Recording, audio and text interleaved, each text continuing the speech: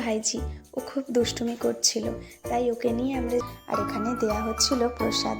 আর দাদা হাত বাড়াতে চলে আসি এখানে।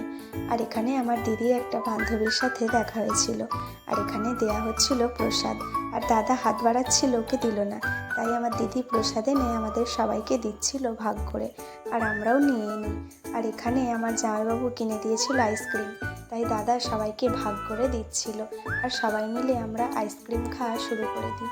আর আমার জামাইবাবু এখানে ছবি তোলার জন্য ফোনটা দেখাচ্ছিল, বলছে ছবিটা তোলো, আর আমি ছবি তুলে দিচ্ছিলাম। আর এখানে সবাই আইসক্রিম খাচ্ছিল। আর সবাই মিলে আইসক্রিম খাওয়ার পর তারপরেই আমরা চলে যাই মেলার দিকে।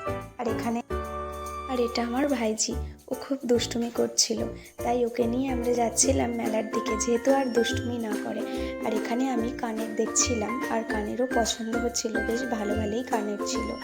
তারপরেই আমরা মেলার দিকে চলে আসি। আর এখানে এসে ওর পছন্দ হয়েছিল একটা ডোরেমনের পুতুল, আর আমার দিদি ওকে একটা পুতুল কিনে দিচ্ছিল। আর এখানে পুতুলগুলোও বেশ দেখতে ভালো লাগছিল, তারপরেই ও পুতুলটা কিনে নেয়। যেহেতু আমরা ভোরবেলায় গিয়েছিলাম, তার জন্য ঠাকুর বিসর্জনটাও দেখতে পেয়েছিলাম। আর আমরা ঠাকুর বিসর্জন দেখছিলাম সবাই মিলে। এরপর দেখা হবে পরের ভিডিওতে। মামার বাড়িতে আর